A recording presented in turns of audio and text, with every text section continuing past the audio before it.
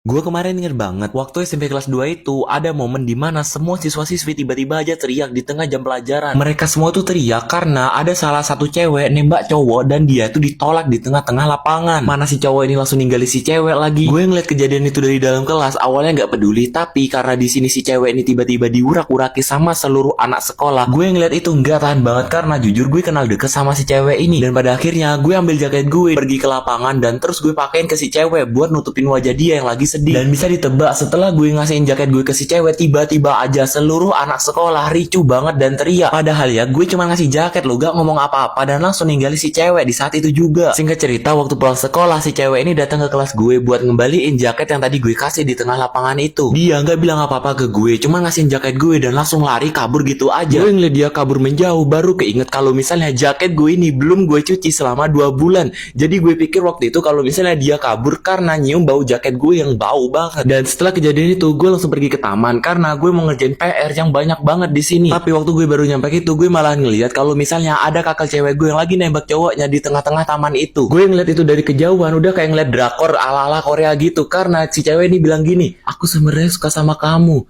Maaf, sebenarnya aku gak suka kamu, tapi aku bener-bener suka sama kamu. Gue ngeliat itu dari jauh, geli banget sumpah. Dan waktu di pertengahan debat mereka, tiba-tiba aja si cowok ini yang mungkin udah terganggu sama si kakak cewek gue ini, akhirnya cowok ini dorong kakak cewek gue sampai jatuh. Tapi di sini waktu si kakak gue mau jatuh itu, untungnya gue sigap buat nangkep dia karena gue dari belakang udah siap-siap dari tadi. Gue yang udah nangkep si cewek, tiba-tiba aja cowok yang tadi kakak gue ini tembak ninggalin kita berdua gitu aja. Singkat cerita, akhirnya di sini gue duduk bareng sama Kak Tia di taman itu. Gue berusaha nenangi dia yang lagi sedih. Tapi gue aslinya juga kaget banget karena bisa-bisanya cewek secantik dia ditolak gitu. Gue baru mau ngomong buat nenangi dia, tiba-tiba aja Kak Tia ini langsung nangis di pundak gue. Dan beberapa saat kemudian kakak gue yang udah tenang di sini mulai berdiri dan terus bilang makasih dan ninggalin gue. Di sini sebelum dia pergi, gue bilang, sebentar Kak. Gue menjalan mendekat ke Kak Tia dan kemudian ngusap sisa air matanya biar nggak kelihatan orang lain gitu. Dan terus waktu gue udah ngelakuin itu, tiba-tiba aja Kak Tia di sini langsung kabur gitu aja. Gue mikir gini, kayaknya gue lagi-lagi salah nih. Singkat ceritanya di sini gue baru keinget kalau misalnya semua tugas gue ini belum sempat gue kerjain karena tadi masalah kakak gue itu. Untungnya gue keinget kalau misalnya besok itu libur karena besok itu hari Valentine. Jadi semua anak-anak diliburkan sama sekolah. Gue jujur gak tahu kenapa sekolah ngeliburin anak-anak waktu hari Valentine, tapi gue ya have fun aja, main santai di rumah. Lagian juga gue yang jomblo, gak punya pacar, gak mungkin gitu tiba